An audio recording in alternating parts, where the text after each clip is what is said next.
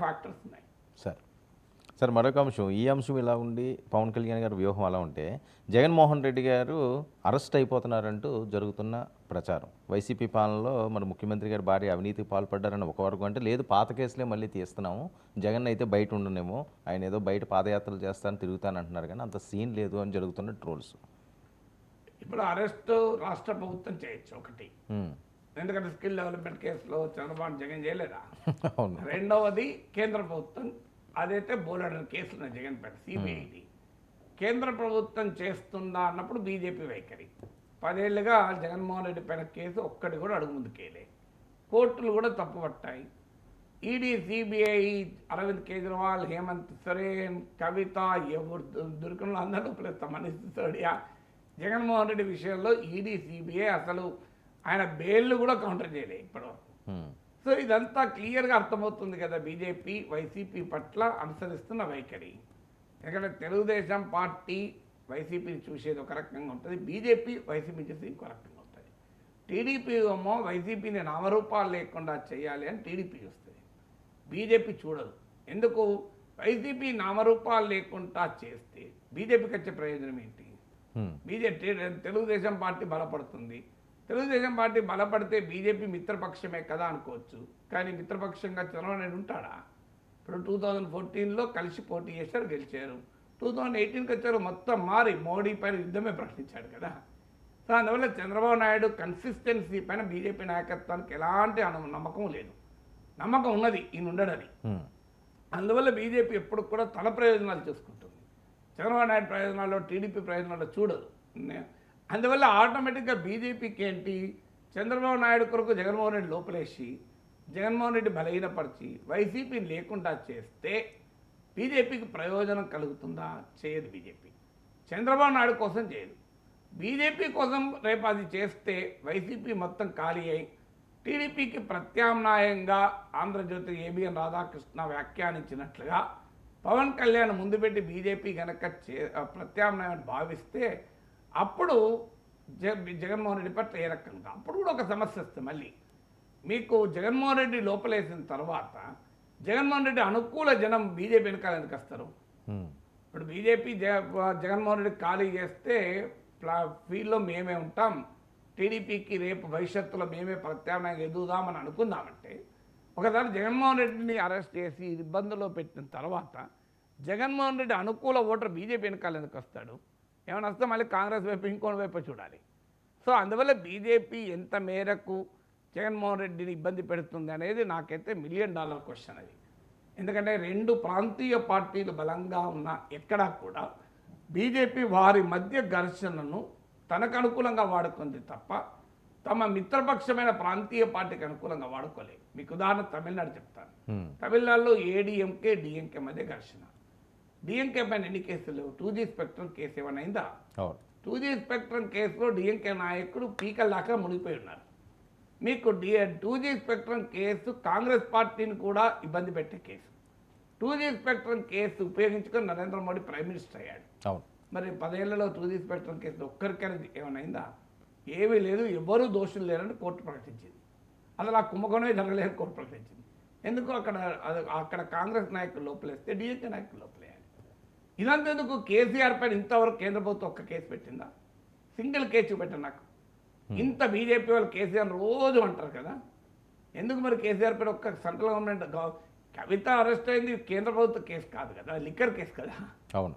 మరి కేంద్ర ప్రభుత్వం ఇంతవరకు కేసీఆర్ పై కానీ కేటీఆర్ పై కానీ ఎందుకు?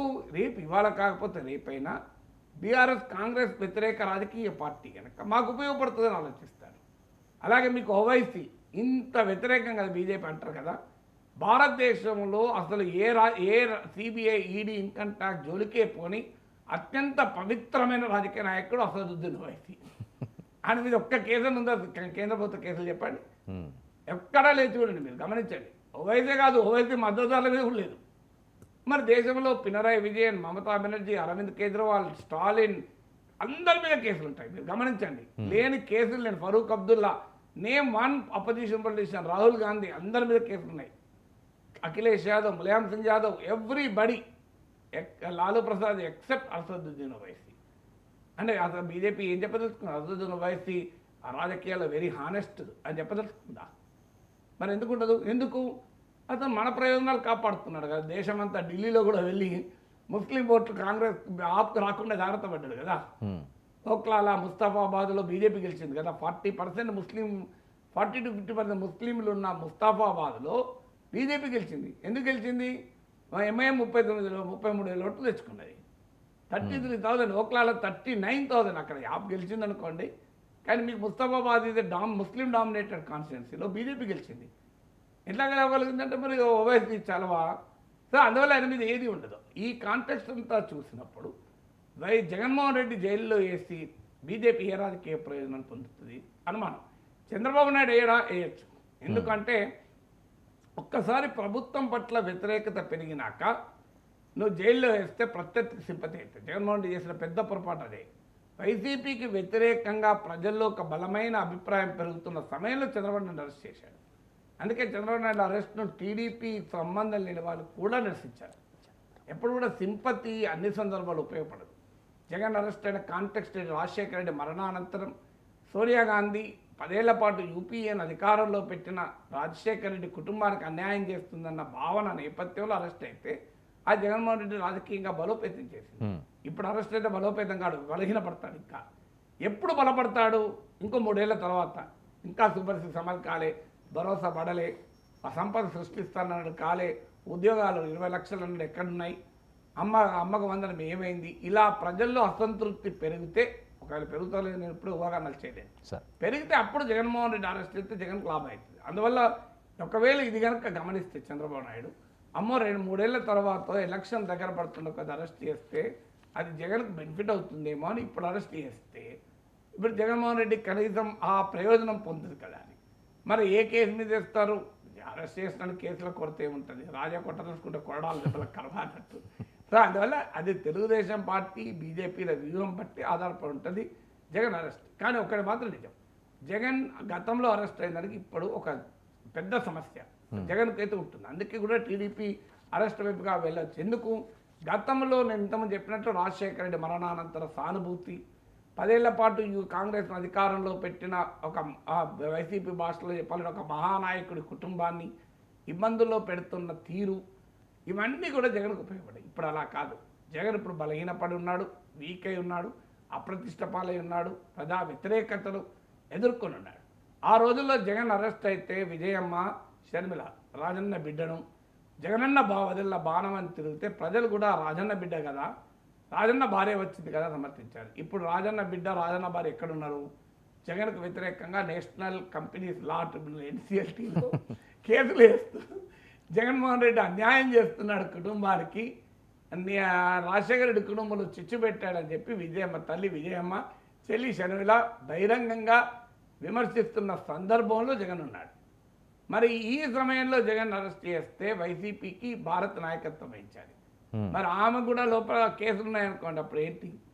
సో అందువల్ల ఇది మోర్ క్రైసిస్ మూమెంట్ కనుక ఇప్పుడు కనుక జగన్మోహన్ రెడ్డి అంటే ఇంకా చంద్రబాబు నాయుడు ప్రభుత్వం పైన తీవ్ర అసంతృప్తి లేదు, జగన్మోహన్ రెడ్డి బలహీనపడి ఉన్నారు, కుటుంబ సభ్యుల మద్దతు లేదు, బీజేపీ కూడా జగన్మోహన్ రెడ్డి దగ్గర ఎంపీలు ఉన్నారు కనుక మాకు అవసరమని అనుకోవడం లేదు. ఇలాంటి టైంలో కనుక లోపలేస్తే పొలిటికల్గా మాకు లాభం అని బహుశా టీడీపీ కనుక అంచనా వేస్తే వేయచ్చు. కానీ మోడీ బీజేపీ దిగుతున్న రంగంలోకి.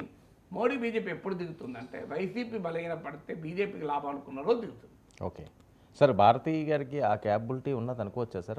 జరిగితే క్యాపబిలిటీ అంటే భారతీయ గారికి ఆ పగ్గాలు తీసుకోవాలని అన్నారు కదా. రాజకీయాల్లో క్యాపబిలిటీస్ గురించి అన్లెస్ ఫీల్డ్లో దిగిన తర్వాత తప్ప మనం ఆటోమేటిక్ కామెంట్ చేయలేము. కుర్చీ నేర్పుతుంది అంటారు. ఎందుకంటే నేర్పకూడదు. ఇప్పుడు రాజీవ్ గాంధీ రాజకీయాల్లో చేరే ముందు అసలు ఆయన రాజకీయాల్లో ఉండగలరా అనుకున్నారు. అవును. సో ఆ మాటకైతే ఒకప్పుడు లోకేష్ను ఇలాగే అనుకున్నారు, కానీ ఆయన 95,000 మేడతో గెలిచి పెట్టాడు అది మధ్య. సో అందువల్ల రాజకీయాల్లో చాలా సందర్భాల్లో మనం వ్యక్తులపైన అంచనాలు ముందే వేయలేము. జనంలో దిగినాక ఎలా ఉంటుందనేది చూడాలి. సార్, ప్రతిపక్ష హోదా అసెంబ్లీలో ఇవ్వాలంటూ మరొకసారి అయ్యన్న పాత్రుడి గారు బడ్జెట్ సమావేశాలు ఉన్నాయి కాబట్టి మళ్ళీ తెర మీదకి ఈ అంశం వచ్చింది. అయ్యన్న పాత్రుడి గారు ఏం మాట్లాడారు సార్? ప్లే చేయండి.